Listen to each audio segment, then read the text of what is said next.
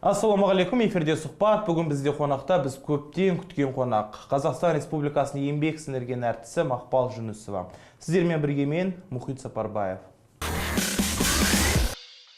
Мәке, студиямызға қош келдіңіз.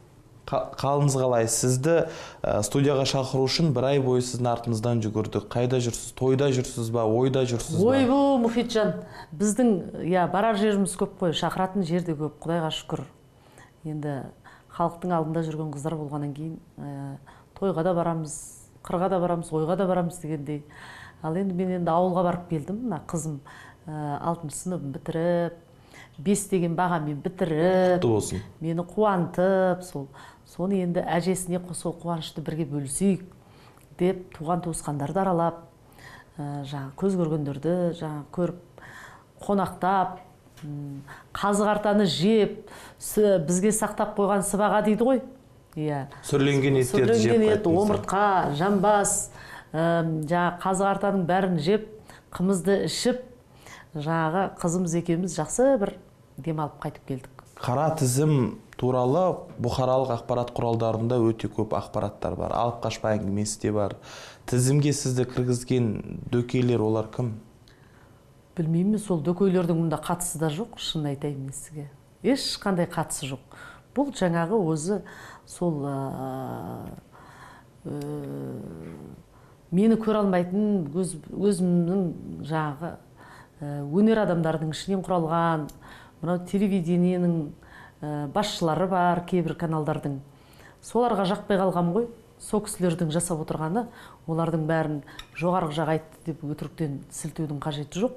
Өйткені мен ол кісілердің жоғарғы жақтағылардың бәрінің тойында болып жүрмін. Дәм тұзын татып жүрген адамын. Ешқандай ол кісілер туралы бір жаман сөз айтып, болмаса бір саясатқа кіріп атқан адам емеспін. Кезінде болған шығар. Зәкең бар кезде, Зәкең бір тұлға, өзі саясаткер адам ғой. Сол кісінің жанында жары болғаннан кейін мен де сол саясатқа өзім кірген жоқпын, бірақ солай болып кетті ғой. Қатысыңыз болып қалды. Қатысым болып қалды. Одан кейін енді қазір мен өзіңіз бұлай естіп көрдіңіз бе? Мен жалпы саясат туралы, болмаса бір біздің мемлекетке бір кесірі тиетін әндер айтып жүрген жоқпын. Менің айтатын әндердің бәрі ана туралы, әке туралы, бала туралы, туған жер туралы, махаббат, менің жырлайтыным. Сезім туралы. Сезім туралы. Сондықтан да менің әндерім халыққа бір кесірін тиетін әндер емес қой. Мені алып тастайтын, сызып тастайтын. Жалпы мен жарқырап бір мені өзі концерттерді көріп жүрген шығарсыздар, естіп жүрген шығарсыздар. Халық мен шыққан кезде осы кереметтей қылып мені алақандарына көтеріп алады. Қошемет деген енді сұмдық. Сұмдық. Сұмдық емес, керемет. Сіздің көрермендеріңіздің арасында Нұрсұлтан Әбішұлының бауыры, Бөкен соңғы кездері жүр. Соңғы кездері емес, мен ол кісімен 10 жыл болды. Концерттеріңізден қалмайды қазіргі кезде. Мен ол кісінің барлық тойында мен ән айтам. Ол кісінің туған бала-шағасының қыздарының, ұлдарының өзінің туған күнінде қарым-қатынас туралы айтып беріңізші, қандай қарым-қатынас? Өте жақсы қарым-қатынаспыз. Біз отбасымызбен араласамыз. Ол кісінің жары Гүлжан тәте, Гүлжан апай менің апам болады. Қарағандылық. Аргентина деймін мен. Сондықтан да енді ол сіңлісі ретінде біз жалпы менің өнерімді өте қатты сыйлайды. Содан кейін біз көп осы араласып жүрдік. Қазір енді менің қызымның қамқоршысы, өкіл әкесі Болат Әбішевич. Сондықтан да енді әлгі көре алмайтын адамдар басқаша айтады. Ал енді жаны таза, алып қашпа әңгіме айтады. Ойбай деген сияқты. Басқа әлгі пейілі бұзық адам, өзінің пейілі бұзық адам, сол өзі қандай бұзық болса, сондай бұзық ой таратады. Мен сізге айтайын. Мен енді 50-ден асқан әйелмін, мен ешқандай мен ондай қылық қандаймындай жасамаймын. Алдымда қызым бар, артта халық бар қарап отырған. Сондықтан да бірден маған сол кісі бірдеңе жасаса, енді мені машина алып берді. осыдан кейін тағы да бірдеңе деп айтуы мүмкін мысалы, иә. Сондықтан да мен сыйлықтар жасап отырады үнемі сізге. Үнемі жаңағы Мерейге оқуын бітіргенде де енді өкіл әкесі ғой.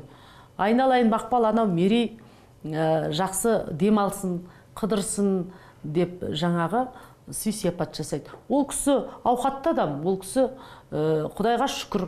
Сондықтан да ол кісінің жасаған сыйлығына біз тәуба етеміз. Оны көріп жүрміз, Мақпал апай. Бөкене айтып, сізге қарсы шығып, сіз туралы өсек таратып, сізді эфирге шығармай жүрген азамат пен азаматшаларды төбесінен отырып төбелемейсіз бе? Жоғай. Қайтем, Құдай-ау. Оны бәрін ақылға салу керек. Халық жынды емес қой. Халық бәрін көріп отыр. Сондықтан да ойбай, мен андай емеспін, мен мұндай емеспін деп осы өзіңді ақтап, қайта-қайта осы ақталудың қажеті жоқ. Оның бәрі айдан анық көрініп тұр өзі. Сондықтан да мен сондай сөз таратып жүрген анау-мынау кішігірім бір адамдарға ренжімеймін де. Ол адамдар солай жаратылған. Онсыз да қызық болмас еді. Сондай адамдар керек негізі. Мәке, бір кездері Зәкен марқұм қайтқан кезде сізді полицияда аттады. Сол кездері сіздің әріптестеріңіз өнерде жүрген, зиялысы бар, жасы бар, сізді қолдады. Мені халық қолдады, маған сол жетіп жатыр. Ол әріптестердің телеарнаға мен шығармай қойған кезде бәрінің көңіл күйлері бәрінің деп айтуға болады. Ішінде бір саусақпен санарлықтай ғана азаматтар бар. Мәке, сізді қолдайық па деп менен рұқсат сұрағаны. Мен айттым, мені қолдайық па деп менен сұрағандарым ұят болды. Мен білмей сіздер қолдап мені. Неге біздің апамыз біздің қатарымызда жоқ? Неге біздің апамыз емес? Мен сонша бір таяқ таянып жүрген, әлгі дауысы жоқ әнші емеспін ғой. Мен Құдайға шүкір, менің концерттерімнің бәрінде аншлаг. Жанды дауысты өтеді. Сондықтан да әлгі неге біз түскен мына жаңа жылдық бар, өңкөй мерекелердің бәрінде бүкіл әншілердің бәрі түсіп атады ғой енді. Анау хабар бар, мынау хабар бар. Соның ішінде мен жоқпын, мен өмірден кетіп қалған адам сияқтымын, 2 жыл болды. Мен ешкім шақырмайды. Мені шақырыңдар деп оларға жығылғым келмейді. Түсіндіңіз бе? Не себептен шақырмайды деп соны сұрауға болады ғой, мысалы. Неге соны менің әріптестерім соған жұмылып кірісе алмады? Мен енді білдім. Бәрі менімен амандасады, бірақ неге бұл кісіні солай жасап жатыр деп ешкім айта алмайды. Эстрадада, шоу-бизнесте, той-бизнесте достар бар ма? Мақпал Жүнісованың шынайы достары бар ма? Маскасыз, бүкпесіз жағдайды айта алатын, сізге қамқор бола білетін, сізге көмектесе білетін, сізге дос бола білетін жандар бар ма? Дос бола білетін дейсің ба? Өзім ондайды сезіне қойған жоқпын, бірақ мысалы Саят Медеу бауырым, мына Мұзарттың жігіттері, жігіттер тобының жігіттері, көбінесе жігіттер. Маған бір ауыз жылы сөз болса да айтып, апа, біз сізбен біргеміз, біз сіздің өнеріңізді, Меломен тобы бар, көбе жастардың бәрі былай кездескенде сондай бір әңгіме айтып қалады да маған.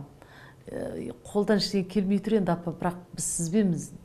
Соның өзі бір ауыз сөз болса да, маған қанат бітіреді.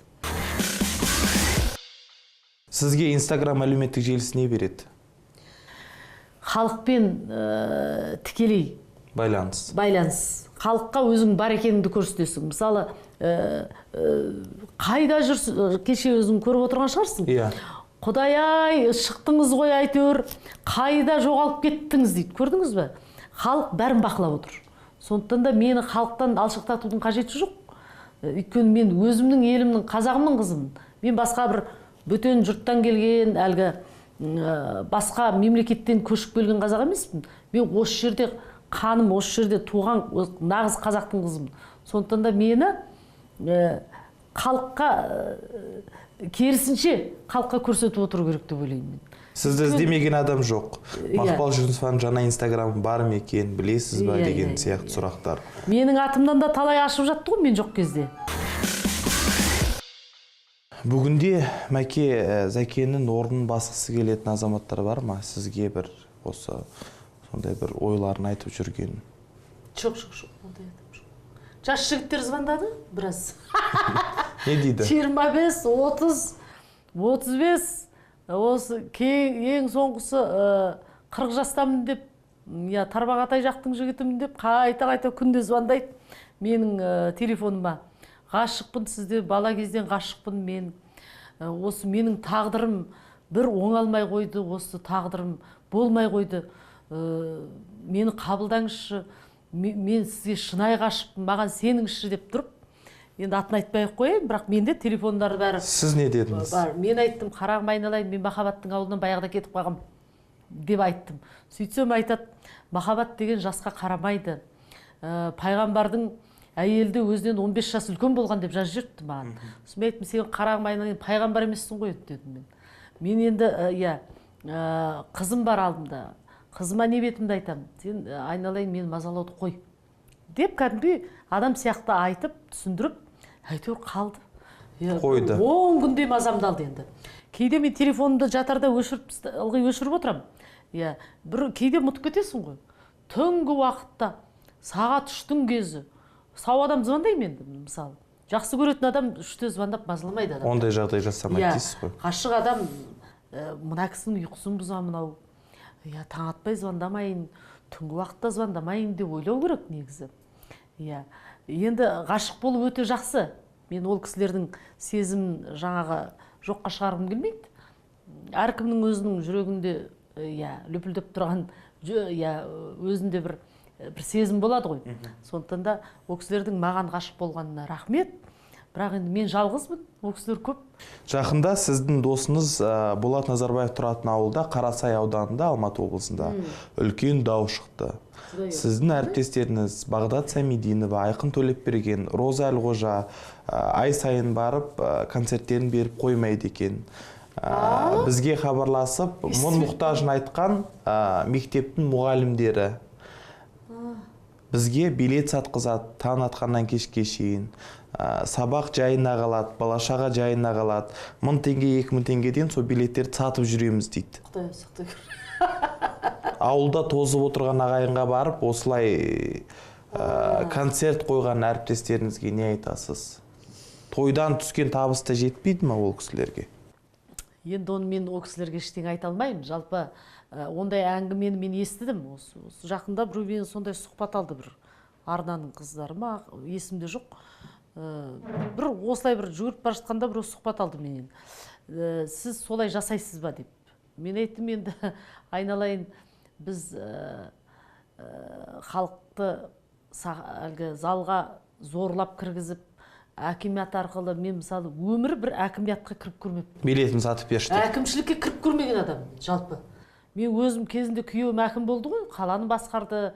Сол кезде енді әркім өзінің жарына, өзінің әйеліне көмектеседі ғой. Бірақ Зәкең де оған онша кіріспеді. Мысалы, ол кісіні менің концерттерім болған кезде, мына ол кісінің өзі художник, өзі жаңағы әдемілікті костюмдерінің эскизін салып беретін ол кісі, мына бас киімдерімнің, сол уақытта ол кісі айтатын, Мақпал, мен сенің сахнаңның декорациясын мен жасайшы деп. Зәкен, өзіңіз біліңіз деп айтатын. Сонда жаңағы кәдімгідей соған өзі кірісіп, ал енді билет жөніне келгенде ол кісі ондаймен айналыспайтын. Ол кісі есімде, әлі күнге дейін есімде. Концерт берген сайын ол кісілер Зәкен айтатын. Мынау Алматы облысының шал кемпірлері бар, соғыс ардагерлері бар. Соларға бір 100 билетті мен алайын. Батасын ал. Ол кісілерге билет ал деп айтпайық. Сол кісілерге шақыру берейік деп Зәкең өзі жасайтын енді. Ал енді қазір мен ондаймен айналыспаймын. Өйткені мен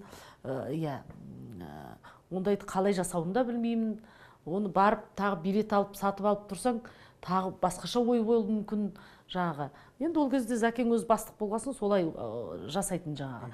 А жалпы мынау концертке акимат арқылы барып, мен халық артисімін, мен еңбек сіңірген әртісімін, менің концертіме адам толтырыңдар, менің концертіме билет сатып беріңдер, мектептерді аралайтын.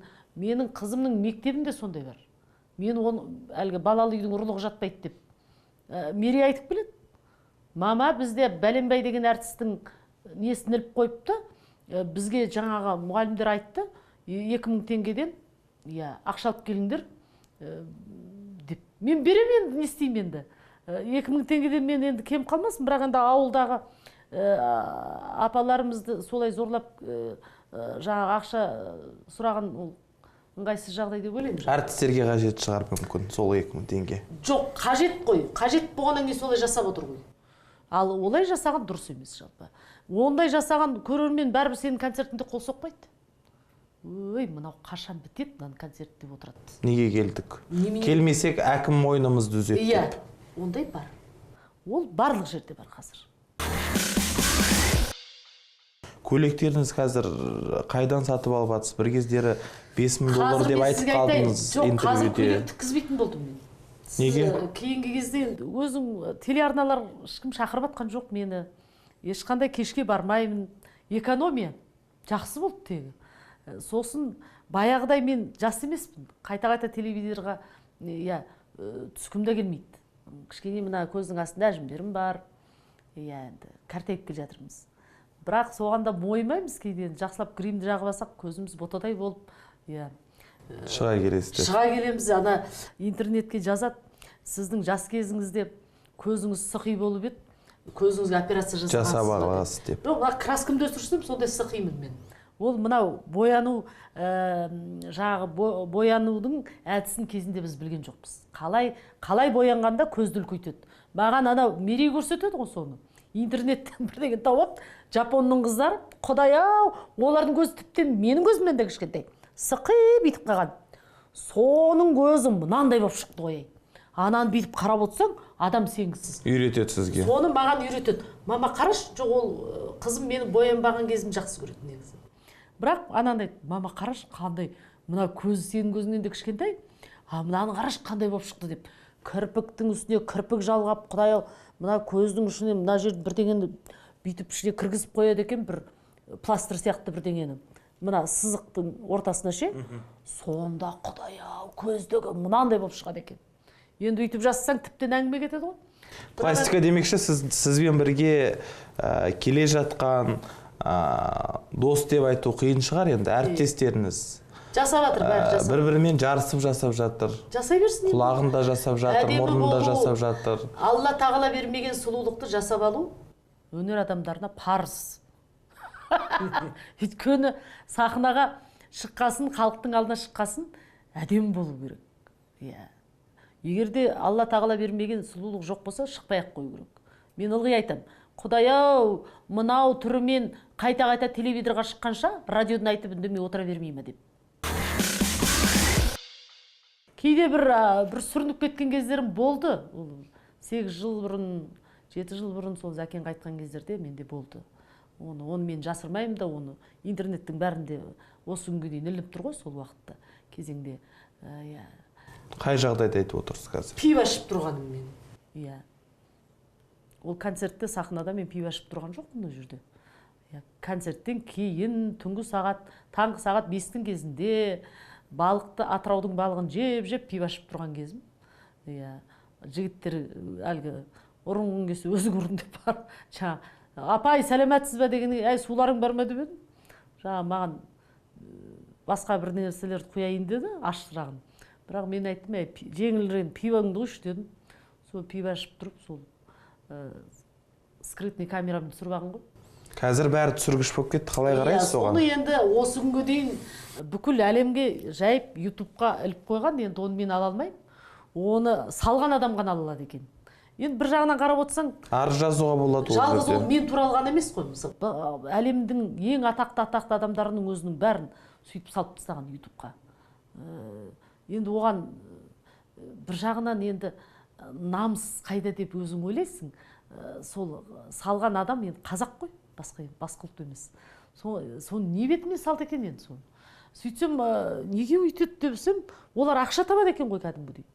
Мысалы, бопсалап. Иә, сондайдан оған ақша түседі екен, ал керек болса.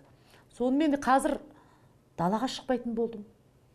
Ресторанға бармайтын болдым. Пиво ішпейтін болдым. Бір жағынан, бұл тәрбие бір жағынан. Көрдің бе, Мақпалды біз тәрбиелеп қойдық. Баяғыда кішкене пиво ішуші еді, қазір. Ішімдікке қалайсыз, Мәке, сіз? Ішімдікке жоқ. Мен өзі ішіп те жарытпаймын. Иә. Бір Зәкеңдер кеткен кезде бір қайғыдан, кейде анда-санда бір өмірден түңіліп кеткен кездерімде алғаным рас аузыма. Ол кезде қызым тіптен кіші болатын. Қазір қыз ес білгеннен бері мен қойып кеткен ондай нәрсенің бәрі. Ондай қылып көрсетіп. Соңғы рет қашан жыладыңыз? Ылғи жылаймын, бірақ көрсетпей жылаймын. Ол енді жүректе қалғаннан кейін ол жақсы көрген адамыңды ұмыту мүмкін емес. Сондықтан да ол ондай нәрсе әйел адамдардың бәрінде де болады деп ойлаймын. Жалғыз менде емес. Мақпал апай, қазақта айтады, көрінген таудың алыстығы жоқ дейді. Мерей қызыңыз 6 сыныпты бітіріп жатыр дедіңіз. Өскенде кім болам дейді өзі? Өнерге келіп жатса сіздің көзқарасыңыз қандай оған? Жалпы өнер, таза өнер болатын болса, ешқандай жамандық жоқ. Халықтың алдында еңбек ету, ол әркімнің қолынан келе бермейтін нәрсе. Бір-екі өлең айтып жүргендерді айтып отырған жоқпын мен. Жалпы 30 жыл, менің осы сахнада жүргеніме 35 жыл болады, міне, алдымыздағы 16 жыл, 35 жыл осы үлкен сахнада халықтың алдында есеп беріп жүрген қыздарымыз. Сондықтан да қасиетті сахна бізді әрқашан қанаттандырып отырады. Алға қарай жаңағы бізді алып жүреді. Халықтың алдында жүресің. Өзіңе өзің жаңағы халықтан алған күш, ол айта алмаймын мен, сөзбен жеткізе алмаймын. Мен халықтың арасында барып келсем, мен шаншып тұрған жерім, ауырып тұрған жерлерімнің бәрі жазылып кетеді, шынын айтайын. Ол халықтың пейілі деген керемет қой. Халықтың алдында еңбек етіп, маңдай теріңді ағызып, сол әлгі жерге дейін басымды иетінім сол. Осы ешқандай маған байлық та керек жоқ, осы еш нәрсе маған керек жоқ. Осы халықтың алдына барып, өлеңімді айтып, сол кісілердің қошеметін көріп, жүздесіп, айналайын деген сөздің өзі маған жетіп жатыр. Мәке, Мерейдің туған күні келе жатыр. Қандай сыйлықты жақсы көреді, қандай сыйлық дайындап қойдыңыз қызыңызға? Менің қызым енді мынау есейген сайын, баланың өзінің тәрбиесі солай шығар, өзінің санасына берілген шығар деп ойлаймын енді. Жалпы. Қандай сыйлық алып берейін? Былтыр енді айтқан, мен 5-ке бітіретін болсам сабақты, маған iPhone алып бересің деп. Оны алып бердім. Алдыңғы жылы 5-ке бітірсем, маған бір әлі компьютерінде бір ойын бар екен ғой, бүйтіп. Экранға қарап бір спортпен де айналысады, неше түрлі бір сондай нәрсені сұраған, оны да алып бердім. Мен айттым, мен сөзімде тұрам қызым, тек сабақты 5-ке оқы деп. Осы жолы енді не алып берейін туған күніңе деп сұрасам, мама бәрі бар ғой, Құдайға шүкір деп айтты. Мен айттым, мен бір сыйлықты бірақ өзім дайындаймын саған деп. Содан қуанышты жағдай ғой бұл. Әрине қуанышты жағдай. Сосын менің қызым магазинге әуес емес. Мысалы, мен магазинге апарғым кеп тұрады сол қызды. Жаңағы апарып, бір жақсы балалардың киім әдемі ғой. Мына көйлекті алшы, жаным, мына көйлекті алшы, мынаны киші десем, мама, ала бергеннен не шығады, бар ғой дейді қызым. Сол көйлектерін кейде сыйға да тартып атады. Сол көйлекті киюге уақытысы да болмайды баланың. мына мектепке барады, формамен мектептен қайтады. Сонымен ана көйлектер кейде қағазымен киілмеген күйде тұрады, бірақ енді ол жерде қалмайды ғой. Бізде туған туысқандардың толып атқан бала шағалары бар, қыздары бар. Таратып жібересіздер. Бәріне беріп жібереміз. Бірақ солар ылғи Мерейге алғысты жаудырып атады. Мерей, айналайын, сенің арқаңда қызым киініп жатыр. Рахмет деп аяқ киімінде, пальтосында бәрін сол таратамыз. Кішкентай кезінде болған кезде мына мен үйімнің жанында жетімдер үйі бар. Сол жерге Мерейдің ойыншықтары деген бір комната болып жиналып қалады, сыйға береді. Оның бәрі ойнамайды ғой, бала ойнауға да уақыты жоқ. Соның бәрін жаңағы кейде ойнағандарын химчисткаға апарып, тазартып, салафанға жаңағы салып, магазиннен шыққандай қылып, бәрін мен сол жетімдер үйіне таратамыз. Таратып тұрамыз, әлі күнге дейін көмектесіп тұрамын мен үйім жанында. Сондықтан да енді баламыз өсіп жатыр, енді Құдай қаласа сол Америкаға тағы да бір айға барып келеді оқуға. Сол сыйлық өзіне ұнады. Мен сол сыйлықты оған айттым, мен осы енді жолын бәрін төлеп, жақсы білім алып келу үшін сол біліміңе төлейін деді. Болашақта шетелге барып оқиын десе қайтесіз? Ой, бұл сондай бір әңгіме айтып қалды осы. Ана жолы бір хабарда бір отырған кезде сондай сұрақ қойғанда, неге оқымасқа деген әңгіме айтып қалды. Ал енді менің өзімнің ойым, сол өзіміздің елде оқыса екен, жанымда болса екен деп енді өзімнің соғыс ғой, енді соғыстың арқасы ғой, осы жарқырап жүргенімізде. Жанымда болса екен деп алысқа жібергім келмейді. Енді оны уақыт көрсетеді. Егер де сондай бір балада сондай бір арман болатын болса, білімнің жолында осы өскім келеді, осы білім, жақсы білім алғым келеді деп шетелге барғым, қатты барғысы келіп тұрса, баратын шығар. Неге бармасқа дейсіз ғой? Неге бармасқа? Егер шынайы білім алу үшін барса. Енді оны қазір уақыт көрсетеді ғой. Ертең бала қазір өседі, мына 13-ке толайын деп отыр, Алла қаласа. Одан кейін егерде мінезі өзгеріп, бала бір басқа бір ортаға кіріп, ойы бұзылып, сондай бір қылып көрсететін болса, ешқандай шетел көрмейді. Бармайды. Бармайды. Мәке, Мерейдің туған күні қарсаңында Мерейге арнап, біздің көрермендерімізге арнап бір ән салып берсеңіз деген ниет. Қойыңызшы. Ерекем, ерекем, ерекем ай, ерекелеткен ерекем ау, ерекелеткен ерекемді еркелетсем екен ай, еркем, еркем, еркем ай, ерекелеткен ерекем ау, ерекелеткен ерекемді еркелетсем екен ай деп. Ой, рахмет үлкен сізге. Роза Тәжібаевнаның репертуарынан сол Роза апамыздың жақсы көріп айтатын әні ғой, халық әні Еркем ай. Шынайы сұхбатқа рахмет. Рахмет. Сіздерге де рахмет. Аман болыңыздар. Осылай шақырып бізді естеріңізге алып тұрғандарыңызға көп-көп рахмет айтамын. Бүгінге осы, бүгін бізде қонақта болған Қазақстан Республикасының халық әртісі, мемлекеттік сыйлықтың иегері Мақпал Жүнісова. Сіздермен бірге болған мен, Мұхит Сапарбаев, ел аман, жұрт тынышта қайта қауышқанша.